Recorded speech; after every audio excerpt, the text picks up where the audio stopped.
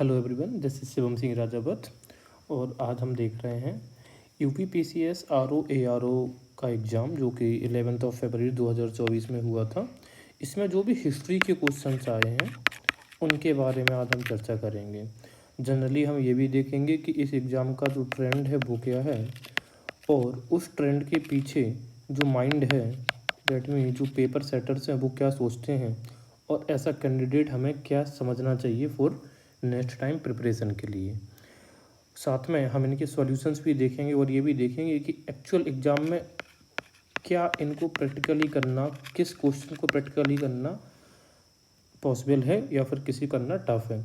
मैं यहाँ पर आपको सिर्फ सॉल्यूशंस नहीं बता रहा हूँ, सिर्फ आइडियल सॉल्यूशंस नहीं बताऊँगा कि बस मैं आपको रूम में बैठ के मैंने पहले से सारे आंसर चेक कर लिए हैं और बस सॉल्यूशंस देख लूँ। एक्चुअल में आप अगर एक कैंडिडेट हैं और जहाँ तक मेरी हिस्ट्री की जो मेरी समझ है उसकी बेसिस पे अगर मैं अपनी पूरी नॉलेज, सारी स्किल्स लगा भी दूँ तो मैं किस क्वेश्चन में कंफ्यूज होता और किस क्वेश्चन में नहीं हुआ। तो ये सब के बारे में मैं चर्चा करूँगा, इससे आपको काफ़ी कुछ चीज़ें सीखने को मिलेंगी। चलिए डिस्कस करते हैं। तो जो पहला क्वेश्चन दिया गया है वो हमारे पास है, सैयद वंश के सुल्तानों का सही कालानुक्रम क्या है। इट मीन्स कि ये तो सबसे बड़ी बात ये कि ये तो मिडिवल इंडिया का क्वेश्चन है और जब हम सेलेब डायनेस्टी को पढ़ते हैं वहाँ की बात है। तो आप जब भी यूपी पीसीएस के कोई भी एग्जाम्स पेपर को देखेंगे तो फिर वहाँ पे क्रोनोलॉजी वाले जो क्वेश्चंस होते हैं इनकी संख्या काफ़ी अधिक मिलती है।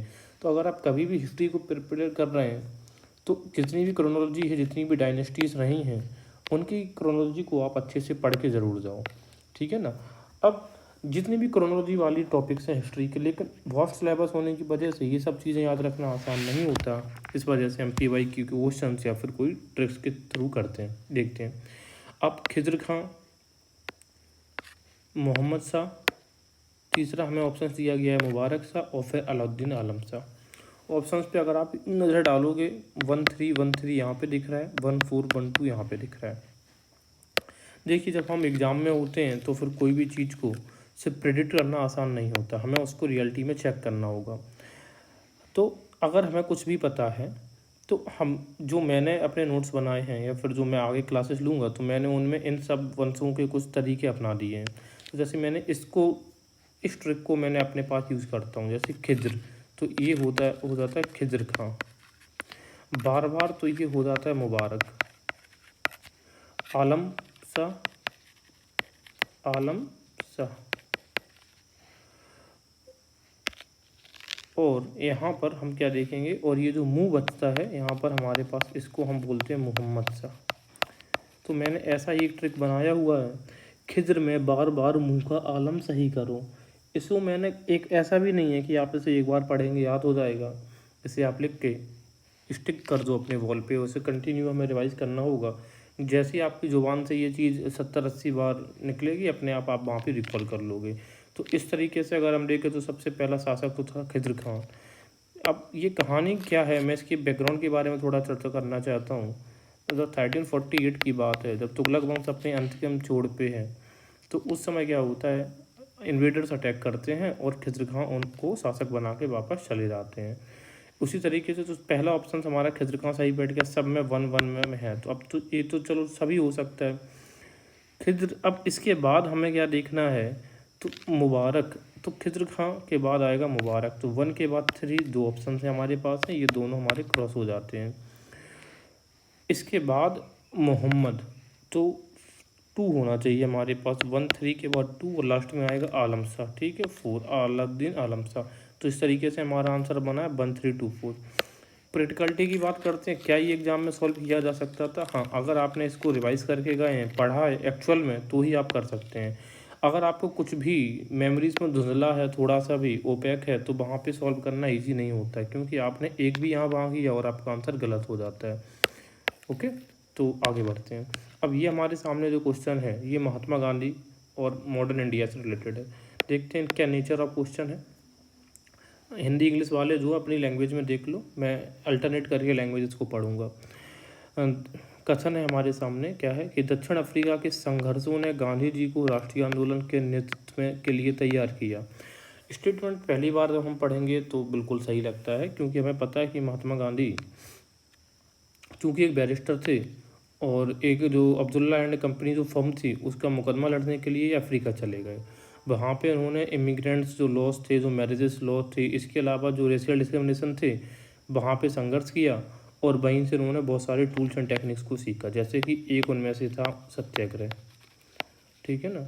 और ये भी सीखा कि अंग्रेज़ों से अपनी बात कैसे मनवाई जानी है। तो पहला स्टेटमेंट तो हमें सही लगता है अगर आपकी सोर्स ऑफ नॉलेज ठीक ठाक है, इवन आपका बेसिक्स भी पता है, तो हमें पता है गांधी ने अफ्रीका में संघर्ष किया था।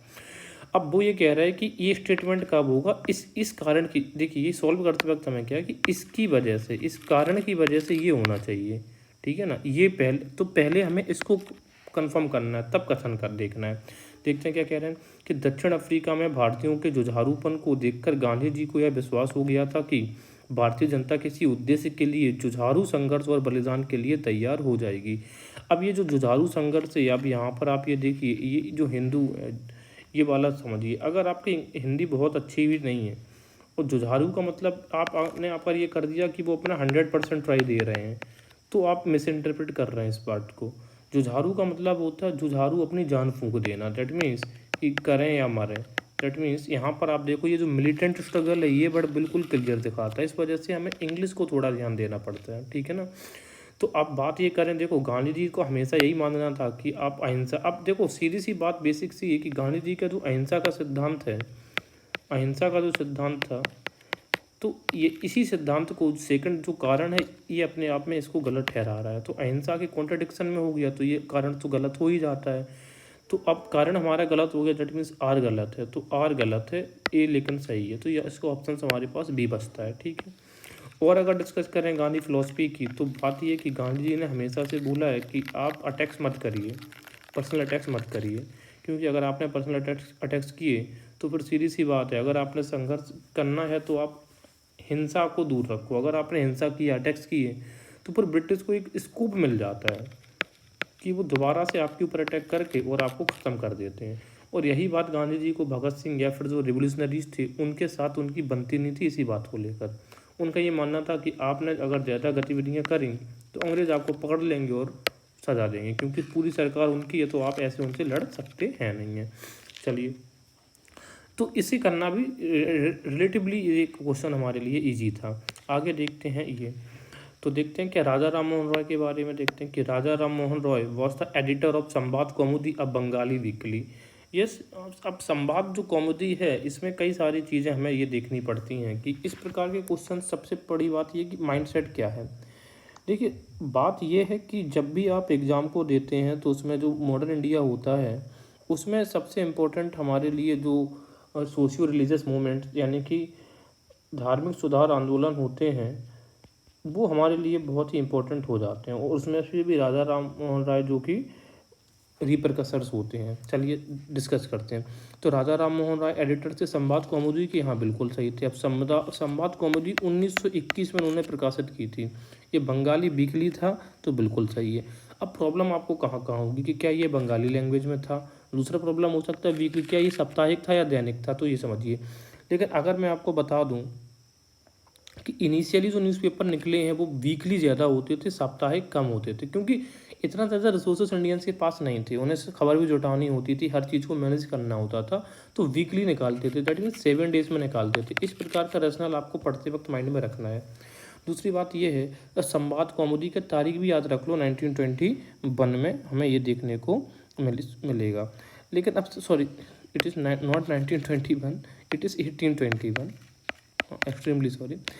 इसके अलावा his articles condemning the custom of widow burning was published in it. सीधी सी बात है, अब इतना बेसिक आप लगा सकते हैं कि हाँ ये संवाद कौमुदी और बंगाली भाषा में ही है, तो इस प्रकार के आर्टिकल्स वो जारी करते थे, ठीक है। बात तो सही है, इस न्यूज़पेपर में करते थे, लेकिन ये कोई इसकी वजह से ये हो रहा है ऐसा कोई फिक्सेशन हमें दिख है नहीं रहा है, ठीक है ना। दोनों अपने आप में इंडिपेंडेंटली दोनों स्टेटमेंट सही हैं, लेकिन एक दूसरे को जस्टिफाई नहीं करते, ठीक है। तो both A and R are true, but R is not correct explanation of A, that means कि बी वाला आंसर हमारे पास सही बैठेगा। रिलेटिवली ईजी आंसर है, ज़्यादा कुछ खास तो है नहीं है इसमें।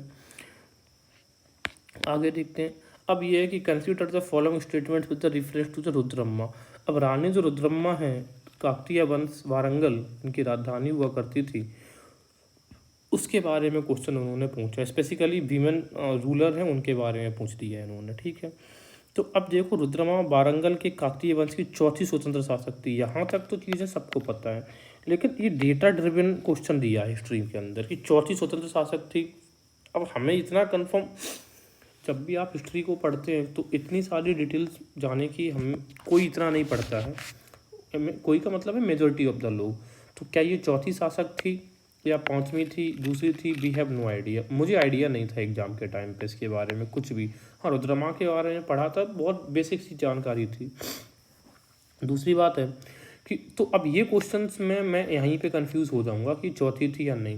लेकिन फिर भी अगर मुझे इसमें येस और नो करना है तो मेरा जो एक्सपीरियंस रहता है वो ये है कि एग्ज़ाम में जब भी कोई डेटा आता है तो वो जनरली गलत ही होता है। तो इस हिसाब से मैंने इसको कर दिया था गलत। लेकिन जैसे ही मैंने गलत किया तो बाद में मैंने इसको मिलाया कि मेरा ही सोचना गलत था। एक्चुअली में चौथी स्वतंत्र शासक थी। आगे देखते हैं। उसने दक्षिण तमिलनाडु के पांड्य, उड़ीसा के पूर्वी गंग शासकों, देवगिरी के सेवना शासकों को पराजित किया। अब आप ये देखो कि अब हमें इसमें कोई जानकारी नहीं है इस वाले स्टेटमेंट में, लेकिन अगर आप थोड़ा सा भी दिमाग लगाते हैं, पहली बात यह है कि अगर आपने हिस्ट्री पढ़ी तो इसमें दिमाग लगाओ, अगर नहीं पढ़ी तो मत लगाइए दिमाग। अब स्टेटमेंट एकदम ऐसा लगता है कि जैसे कहीं से उन्होंने उठाया हो, she defeated Pandyas of the south Tamil Nadu, और आपको जस के तस चिपका दिया हो। ये क्लियर से हमें दिख रहा है या नहीं दिख रहा है, ऐसा लगता है। लेकिन जब एग्जाम में बैठते हैं तो हमारा दिमाग दोनों तरीके से काम करता है। ओके, सो अब इस क्वेश्चन को मुझे ये लगता है कि अगर आप एग्जाम दे रहे हैं तो ऐसे क्वेश्चंस को छिड़खानी नहीं करें तो ही ज़्यादा बेहतर होता है। लेकिन फिर भी जो मेरी समझ थी तो मुझे इतना आइडिया था कि हाँ, ये स्टेटमेंट अपने आप में सही है। अब ज़रा इसके बारे में कुछ और डिस्कस करते हैं क्या है।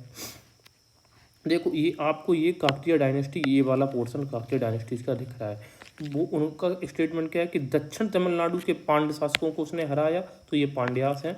हाँ, उसने हराया था, ये भी बात सही है। उड़ीसा के पूर्वी गंग शासक, ये जो ईस्टर्न गंग्स दिख रहे हैं, उनको भी हराया था। इसके अलावा देवगिरी के सेउन, अब जो देवगिरी ये दिख रहा है, यहीं पर सेउन डायनेस्टी या फिर इसी को बोलते हैं यादव डायनेस्टी, इनको भी हराया था। ये स्टेटमेंट, अब ये जो स्टेटमेंट्स हैं ये तीनों अपने आप में सही है। लेकिन अगर आप एग्जाम्स के लिए प्रिपेयर कर रहे हैं तो इस प्रकार से जब आप पढ़ते हैं तो जो एक्सेप्शन होता है, एक्सेप्शन को हमें ज़रूर पढ़ना होता है। एक्सेप्शन हमारे पास में क्या है कि जब रुद्रमा देवी जी ने इन तीन लोगों को तो हरा दिया था, लेकिन जब ये 1280 के टाइम पे जब ये अपने सदन के अंदर एक्सपांसन कर रही थी, दक्षिण की ओर जब ये अपने राज्य का विस्तार कर रही थी इस ओर को लेकर, तो फिर इनकी जो लड़ाई है वो एक कायस्थ सरदार था जो वहाँ का चीफ था, उससे हुई। और उसका जो नाम था वो था अंबादेव। क्या नाम था उसका? अंबादेव।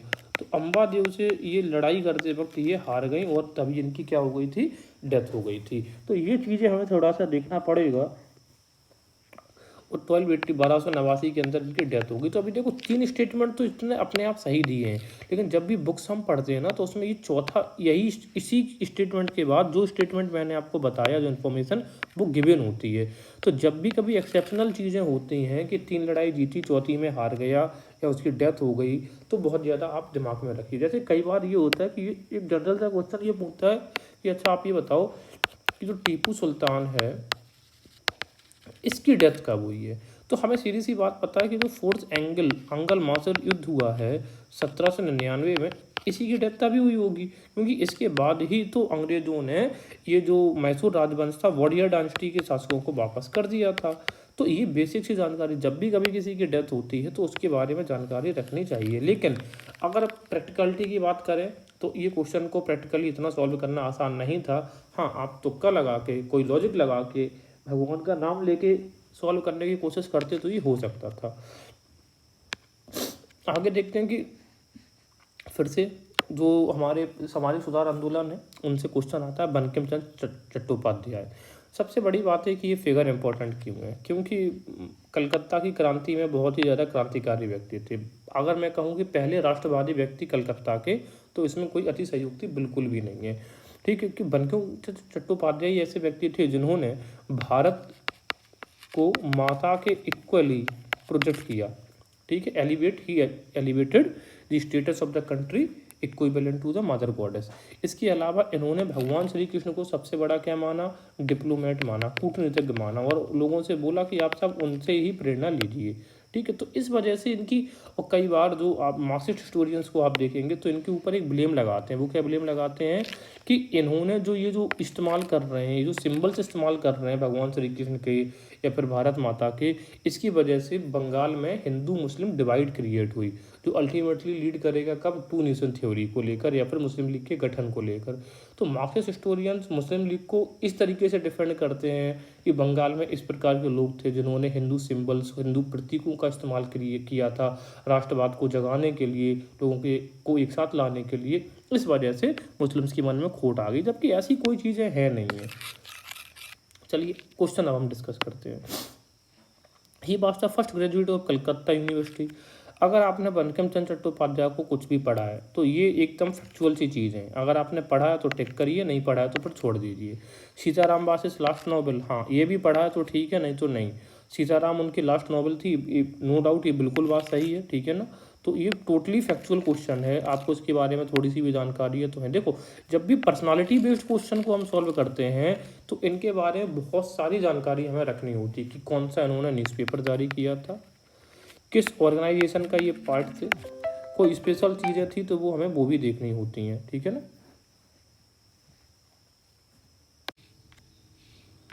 Okay, moving to our next question. अब यहाँ पर ये सादत खान के बारे में क्वेश्चन है। That the Saadat Khan was the founder of the independent state of Awadh. Awadh के स्वतंत्र राज्य का संस्थापक सादत खान था। हाँ स्टेटमेंट सही है। लगभग 1722 की बात है और 1707 में हमें ये पता है कि औरंगजेब की मृत्यु हो जाती है। उसके बाद हैदराबाद, बंगाल, अवध, इस प्रकार के जो शासक हैं, जो स्टेट्स थे, वो अपने आप को स्वतंत्र घोषित कर देते हैं और ये कहते हैं कि अब हम मुग़ल सल्तनत के अंदर में नहीं हैं, हमारा अस्तित्व जो है वो स्वतंत्र है, अपने खुद के सिक्के जारी किए जाएंगे, खुद का शासन प्रशासन होगा। ठीक है। दूसरा स्टेटमेंट ये है कि he took part in the conspiracy against the Saeed brothers. उसने सईद बंदियों के विरुद्ध षड्यंत्र में भाग लिया था। अब ये चीज़ें क्या है कि जब तक आपने कायदे से नहीं पढ़ा है चीज़ों को, जब तक आप इसको डिकोड कर नहीं पाएंगे। बता दूँ स्टेटमेंट तो सही है, क्योंकि देखो जो अवध का उस समय गवर्नर होता था उसको ही वजीर नियुक्त कर दिया जाता था मुग़ल सल्तनत में, दैट मीन्स की दिल्ली में। और ये प्रथा कब स्टार्ट हो रही है, औरंगजेब की मृत्यु के बाद। यानी कि जो परवर्ती मुग़ल शासक हैं उनमें यही था कि जो अवध का जो गवर्नर होता था, अवध का गवर्नर, उसी को हमने कर दिया था वजीर नियुक्त, और उसका बहुत ज़्यादा इंटरफेरेंस हो गया था दिल्ली के अंदर। तो उसमें से हम देखने को मिलेगा सईद बंधुओं के साथ के विरुद्ध इसने कॉन्स्पिरेसी रची थी। तो इस प्रकार से हमारे दोनों स्टेटमेंट सही है। और सादत खान ये वही व्यक्ति है कि जब नादिर शाह का आक्रमण होता है तो सादत खान फिर अपने आप में आत्महत्या कर लेता है, क्योंकि इसने पहले नादिर शाह को 1739 में ये बोल रखा था कि आप दिल्ली आइए और अब यहाँ पे बहुत सारी लूट करिए, आपको बहुत पैसा मिलेगा। इसने बोला था कि आपको मैं 3 दिन में 2 करोड़ रुपीस मिल जाएगा, लेकिन अंत में इतना तो लूट नहीं पाया वो नादिर शाह। तो फिर इसने सोचा कि अब तो नादिर शाह मुझे मार देगा, इस वजह से इसने खुद ही आत्महत्या कर ली थी। तो याद रखने का तरीका है कि सादत खान ने शहादत दे दी अपनी, ठीक है ना। तो स्टेटमेंट दोनों सही थे, बट अगेन मैं कहता हूँ कि आपको अगर एग्जैक्ट जानकारी होगी तो आप टिक कर पाएंगे। आप पहला तो टिक कर लेंगे लेकिन दूसरे में कन्फ्यूज हमेशा रहने वाले हैं।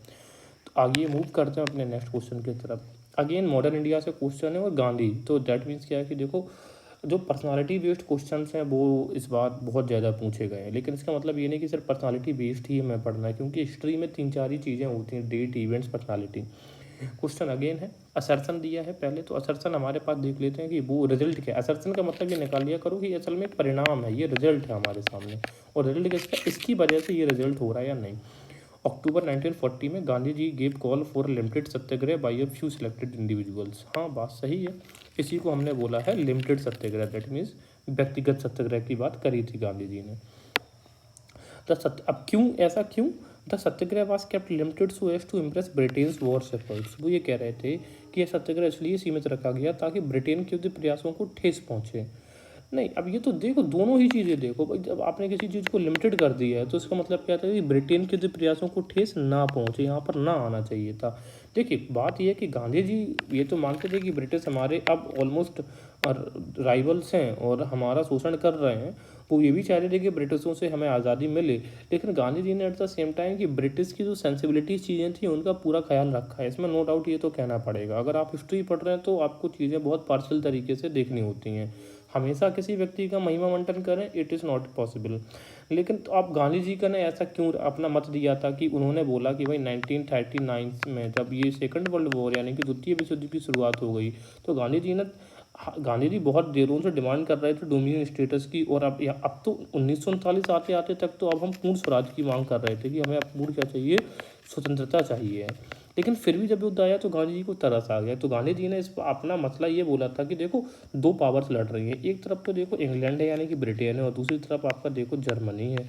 तो ये कह रहे थे कि देखो जर्मनी ना बहुत तानाशाह शासक के अंडर में काम कर रहा है, तो कह रहे थे कि ये जरूरी है कि इंग्लैंड जैसी पावर्स तानाशाह लोगों को, दैट मीन्स कि हिटलर्स को हराए। इसी वजह से गांधी जी ने सत्याग्रह तो स्टार्ट किया कि हम ब्रिटेन के ऊपर प्रेशर तो बना के रखें अपने देश से जाने का, लेकिन इतना भी प्रेशर न बना दे कि इंग्लैंड अपने जो भी साधन संसाधन है, दैट मीन्स की आर्मी या फिर कुछ भी चीज़ें वो इंडिया में ज़्यादा डिप्लॉयड कर देंगी, तो फिर यहाँ पर कमी हो जाएगी। इसकी वजह से जर्मनी हो सकता है इंग्लैंड पे चढ़ाई कर दे, और जर्मनी जब इंग्लैंड पे चढ़ाई कर देगा, इंग्लैंड को ख़त्म कर देगा, तो फिर जर्मनी सारी की सारी कॉलोनीज जो इंग्लैंड की थी इंक्लूडिंग इंडिया उस पर भी कब्जा कर लेगा। तो फिर जर्मनी का शासन तो एकदम खतरनाक शासन था। हिटलर ने जो भी ट्रीटमेंट किया है ज्यूज के साथ, उनको गैस चैम्बर्स में जलाया, उन सबसे हम वाकिफ हैं।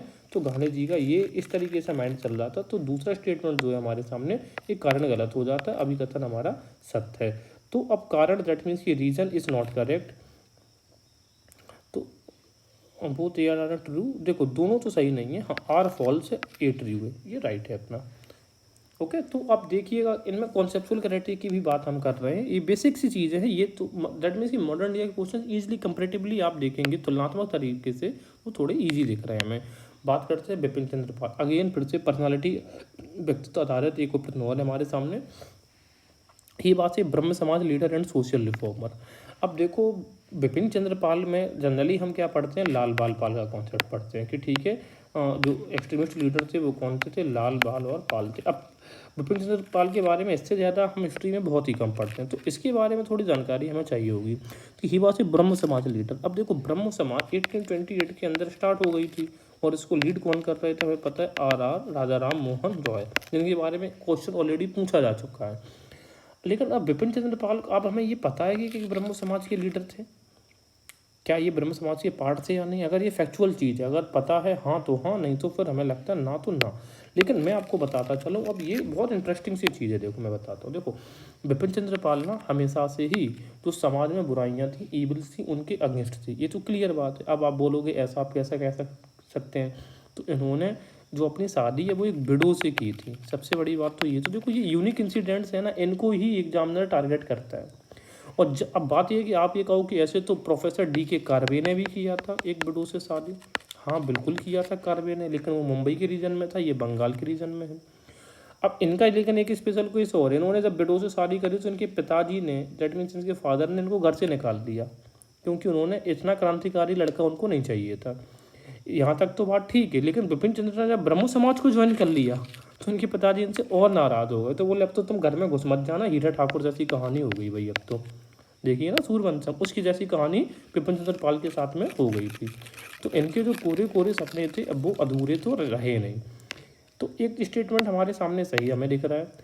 दूसरा स्टेटमेंट आप क्या देखो, ये weekly magazine name new India. अब ये न्यू इंडिया जैसे ही नाम आता है तो भाई हमारे तो ख्याल पुराने होने लग जाते हैं। कारण क्या है, क्योंकि हमने तो हिस्ट्री में एक ही न्यू इंडिया पढ़ा है, वो भी बिपिन, उसका एनी बेसेंट की जो बुक है, एनी बेसेंट ने 2 बुक स्टार्ट करी थी, कॉमनवेल्थ और न्यू इंडिया।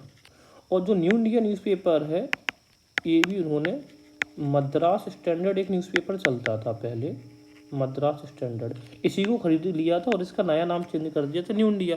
तो हम जैसे न्यू इंडिया देखते हैं तो हम आनंद फानंद में हमें लगता है कि नहीं न्यू इंडिया तो एनी बेसेंट का है, लेकिन एनी बेसेंट का भी है और वीकली। अब एक अंतर ज़रा आप समझो, न्यू इंडिया एनी बेसेंट का तो न्यूज़पेपर है, लेकिन ये इनकी वीकली मैगजीन है। ये डिफरेंस हमें भी देखना पड़ेगा। मैंने हमेशा बोला है, हमेशा देखो कि डेली है कि फोर्टनाइटली मैगजीन है कि 7 दिनों में पब्लिश होने वाली है। तो हाँ, कॉमनवेल्थ इनका एक वीकली मैगजीन थी, सॉरी न्यू इंडिया इनकी मैगजीन थी। दोनों स्टेटमेंट अपने आप में सही है।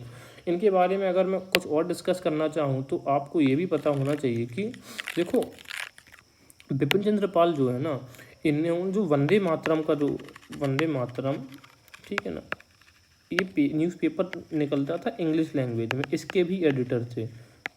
और इसी वंदे मातरम के एडिटर एक व्यक्ति और थे जिसको हम बोलते हैं अरविंदो घोष, ठीक है ना, अरविंदो घोष। दोनों ही वंदे मातरम के एडिटर थे और इसी चीज़ को लेकर इन दोनों में राइवलरी हमें देखने को मिलती है, अरविंदो घोष वर्सेस विपिन चंद्र पाल। जबकि दोनों ही क्या है, मॉडरेट नाव के एक्सट्रीमिस्ट लीडर हैं, बट फिर भी राइवलरी तो है। चलिए, तो ये क्वेश्चन प्रैक्टिकलिटी की बात करें, आपके पास वही है, हिस्ट्री है तो फैक्ट्स आपको पता होने चाहिए, वरना भूल जाओ। कहाँ गलती होगी वो आपको बता चुका हूँ। अगला क्वेश्चन फिर से क्रोनोलॉजी के बेसिस पे हमें से पूछा जा रहा है, वो भी लेटर मुगल्स के लिए। फारुखसियर का नाम दिया गया है जहांगीर शाह, मोहम्मद शाह और बहादुर शाह। तो अगर बेसिक सी नॉलेज मुझे जो एग्ज़ाम में याद आया था, मैं क्योंकि हिस्ट्री का रिवीजन मैंने पिछले 5 महीने से नहीं किया था इन टॉपिक्स को, तो मुझे इतना तो था कि फारुखसियर के बाद आएगा मोहम्मद शाह। और मोहम्मद शाह ये वही है रंगीला, ठीक है ना, वो 1748 तक शासक रहेगा, ये वही वाला है। जो अब मोहम्मद शाह जो रंगीला है, तो फारुखसियर के बाद 1 के बाद 4th आना चाहिए, तो 1 के बाद 4th यहाँ तो आ रहा है, 1 के बाद 4th यहाँ भी आ रहा है, 1 के बाद 4th यहाँ भी आ रहा है, लेकिन मेरे हिसाब से ये 3rd नहीं आना चाहिए था, है ना, तो ये कैंसिल हो चुका है। यहाँ पे तो 1 के बाद 4 आ नहीं रहा है। अब इन दोनों में से लगाना था, बट हालांकि मैंने इस क्वेश्चन को गलत कर दिया था वहाँ पे, क्योंकि मेरा रिवीजन नहीं था और मैं ये 2 नाम से मैं कंफ्यूज हो गया था, ये बहादुर शाह और ये जहांगीर शाह। ये भी मुझे पता था कि जहांगीर शाह 2nd शासक होगा, ठीक है। अब समस्या हमारे सामने आ रही है क्या, वो ज़रा देखते हैं। समस्या ये है कि ये जो आपको शासक दिख रहा है बहादुर शाह, ये अब इसको आप बहादुर शाह जफ़र मान रहे हैं। एक तो कंडीशन ये है कि बहादुर शाह जफ़र मान रहे हैं, या फिर इसको बहादुर शाह मुअज्जम मान के चल रहे हैं आपको ये दिमाग में लाना था कि बहादुर शाह जफ़र मान रहे हैं फिर मुअज्जम, क्योंकि औरंगजेब का जो बड़ा लड़का था, औरंगजेब की डेथ कब हुई है 1707, इसका जो सबसे बड़ा पुत्र था उसी का नाम था मुअज्जम। तो मुअज्जम में क्या हुआ है कि बहुत ज़्यादा लड़ाई संघर्ष चला, उत्तराधिकारियों का युद्ध चला, और फाइनली मुअज्जम गद्दी पर बैठेगा किस टाइटल से, बहादुर शाह के टाइटल से। तो अब अगर इसको बहादुर शाह जफ़र मानता एग्जामिनर तो उसको लिख के देता बहादुर शाह जफ़र देता, लेकिन इसको उसने बहादुर शाह अकेला मान लिया है, दैट मीन्स कि वो मुअज्जम की बात कर रहा है। जैसे ही इसने मुअज्जम की बात करी तो अब आंसर हमारा चेंजेस हो गया। कैसे कि फर्स्ट प्रेफरेंस पे हमारा ये आएगा, बहादुर शाह के बाद आएगा जहांगीर शाह, बहुत ही कम टाइम के लिए, तो 3rd और 2nd हमारे पास, 3rd 2nd ये है। फिर फारुखसियर आएगा, 1719 तक ये शासक रहेगा, और 1713 से 1719 तक, ठीक है। और इसके बाद ये आपके 1719 से 1748 तक ये रहेगा मोहम्मद शाह। तो 1st और 4th ये यहाँ पे सही आंसर था, होगा हमारा।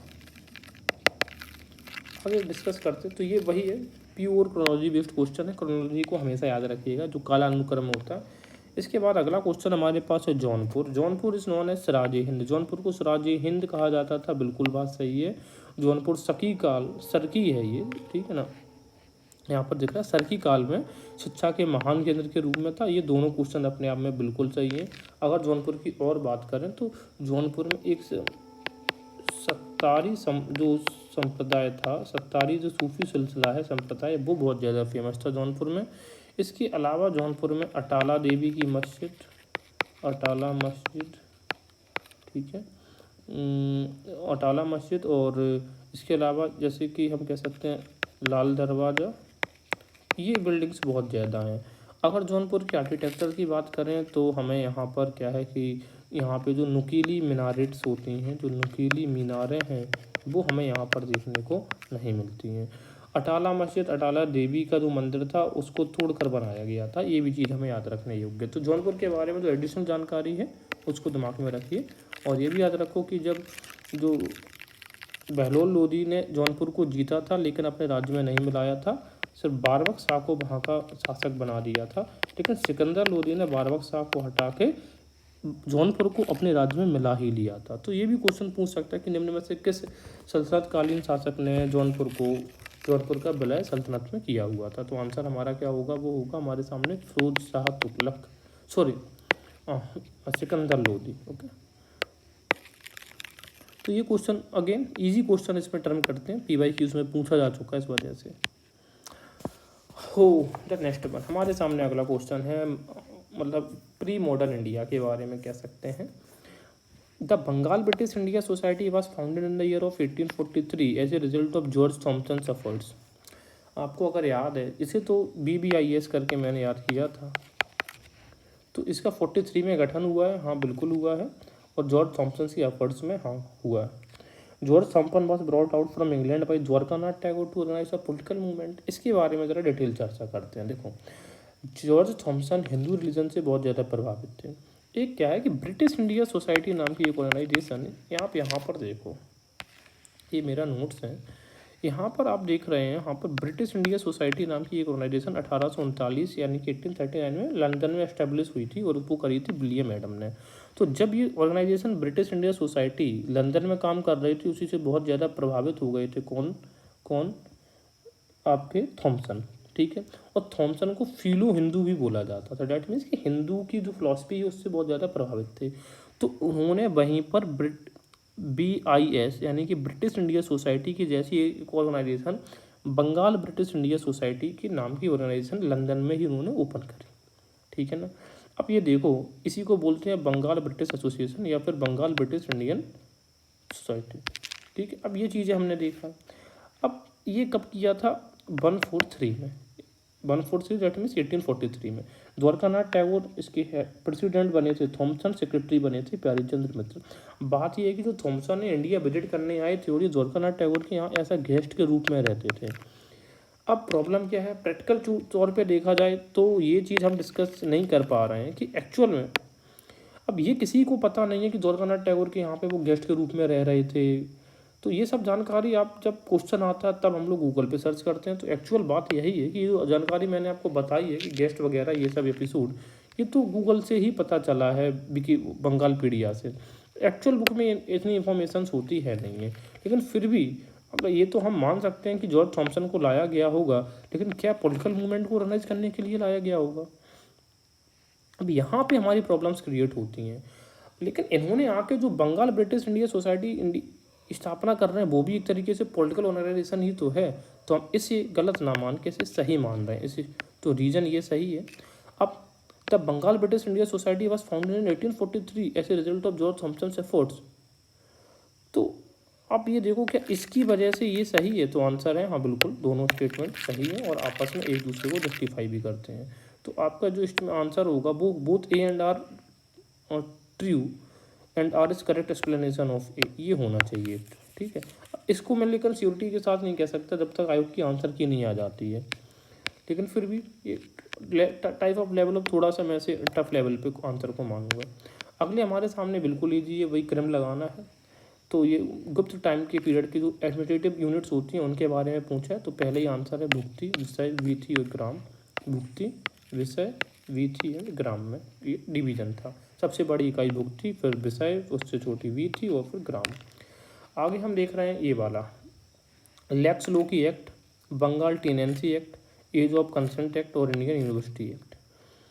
अब भारतीय विश्वविद्यालय अधिनियम 1904, 1902, आयु की सहमति 1892, ठीक है। जिसने भी पेपर सॉल्व किया यहाँ तक तो ठीक पहुँचा। बंगाल टेनेंसी 85, ये भी ठीक है। उसे समस्या हो गई लैक्स लोकी एक्ट में। अब बात यह है कि लैक्स लोकी एक्ट कोई नया एक्ट है ही नहीं है। लैक्स लोकी एक्ट के बारे में अगर मैं बात करूँ तो एक लॉ था रिलीजियस डिसेबिलिटी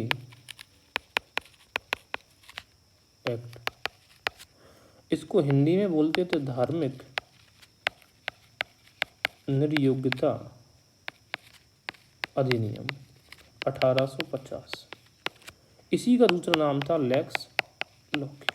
दो लोगों ने मिलकर इसको बनाया था, तो 1850। अब इस नियम के अकॉर्डिंग ये था, हो ये रहा था जैसे कि दो रिलीजन थे, एक क्रिश्चियन था एक हिंदू था। तो जनरली जो हिंदू क्रिश्चियन में कन्वर्ट हो जाते थे तो उनकी माता पिता को ये चीज़ बहुत ऑड लगती थी। हिंदू सोसाइटी उस समय इस चीज़ को एक्सेप्ट नहीं कर पा रही थी। तो कहते थे कि भाई देखो, तुम क्रिश्चियन में तो तुम कन्वर्ट हो गए, लेकिन तुम्हें हम अपनी प्रॉपर्टी से ढेला भर हिस्सा नहीं देने वाले, रत्ती भर कौड़ी नहीं देंगे। तुम जाओ, बाप की दौलत है, बाप यूटिलाइज करेगा। तुमने धर्म बदल लिया, बदल लो। ये प्रॉब्लम था। इसी प्रॉब्लम को टैकल करने के लिए तो ये चीज़ें जो थी, जो इंडियन फैमिली ने, इंडियन सोसाइटी ने सेल्फ मेड चेक्स लगाया हुआ था कि कन्वर्जन ना हो, ब्रिटिश ने इसी चीज़ को तोड़ दिया। उन्होंने इस नियम को क्या बोला कि रिलीजियस डिसेबिलिटी, कि आप धर्म में परिवर्तन कर लो तब भी व्यक्ति अपनी संपत्ति के लिए डिसेबल नहीं होगा। दैट मीन्स कि कोई हिंदू अगर क्रिश्चियन भी बन रहा है तब भी क्रिश्चियन से हिंदू बन भी रहा है, अगर मान लो हिंदू से क्रिश्चियन बन भी रहा है तो हिंदुओं की जो प्रॉपर्टी उसका हिस्सा है वो अपने पिता की प्रॉपर्टी में बना रहेगा। इसी को हमने बोला है लेक्स लोकी एक्ट। जैसे ही आपको सबके क्रिम मिल जाते हैं आपके पास आंसर ऑटोमेटिकली आ जाता है। It's okay. हमारे पास लास्ट है मीरात ए सिकंदरी। मीरात ए सिकंदरी के बारे में बात करी जा रही है। तो इसमें गुजरात के सुल्तान महमूद बेगड़ा की राज्य की सुख समृद्धि का वर्णन है। बिल्कुल वर्णन सही है। महमूद बेगड़ा, देखो आप इंडिया की अगर मैप की बात करो तो जो गुजरात का रीजन है यहीं इस रीजन में रूल कर किया है किसने, महमूद बेगड़ा ने। इसमें व्यापारिक मार्गों का सुरक्षा का उचित प्रबंधन का वर्णन है। हाँ बिल्कुल, इसमें भी बात सही है क्योंकि महमूद बेगड़ा के टाइम पे इसकी बहुत यश और ख्याति थी। ट्रेड्स के बारे में बहुत ज़्यादा जानकारी हमें मिलती है। एक तो सी ट्रेड के बारे में भी है, जैसे सूरत नाम का जो बंदरगाह था बहुत ज़्यादा फेमस था। इसके अलावा जो नॉर्थ वेस्टर्न वाला रूट था, इसके जो मुल्तान वाला रूट था, यहाँ से भी ट्रेड की बात चल रही होती थी। तो इन सब चीज़ की जानकारी हमें मीरात सिकंदरी में मिलती है। दैट मीन्स की बुक्स थोड़ी इंपॉर्टेंट हमारे सामने हो जाती हैं।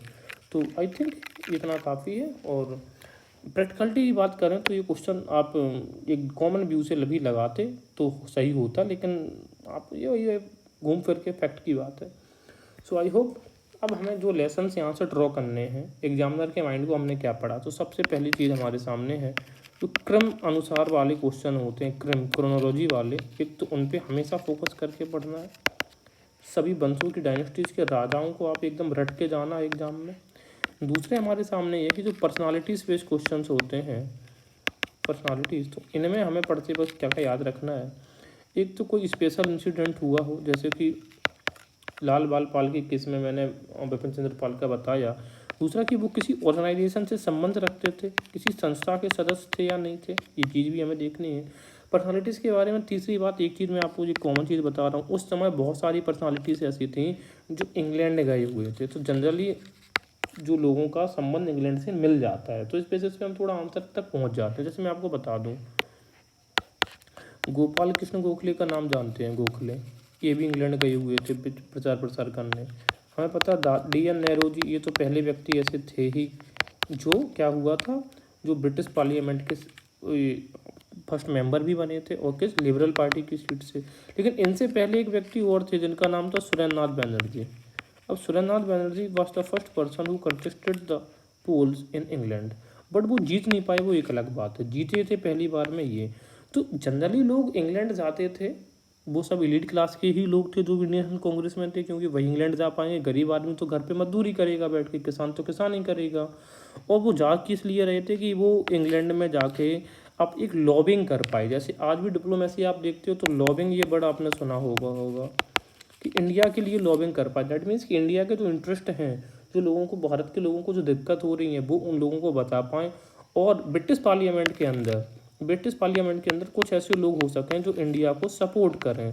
तो जो भी लॉस पारित हो रहे थे वो कहाँ पे, ब्रिटिश पार्लियामेंट में हो रहे थे, ब्रिटिश संसद में। तो इन सब चीज़ों को समर्थन प्राप्त करने के लिए सब लोग टाइम टू इंग्लैंड जाते थे और वहाँ पे इंडियंस के लिए आवाज़ उठाई जाती थी। तो जब भी पर्सनालिटीज़ पढ़े, कोई भी स्टेटमेंट आता है, कथन आता है, तो इस मान के चलिए कि हाँ वो लोग इंग्लैंड गए होंगे। ठीक है। तो ओवरऑल आई होप आपको जो वीडियो मैंने बनाया, जो भी एनालिसिस किया, अगर आपको कोई भी हेल्प मिल रही है, आपको अच्छा लगा है और आपको ये पता चल रहा है कि एग्ज़ाम में हम एक्चुअल में पेपर कैसे सॉल्व करते हैं, किस प्रकार से हमारी थिंकिंग होती है, क्या हम सोचते हैं, कितना आंसर के करीब हो सकते हैं, कितना नहीं।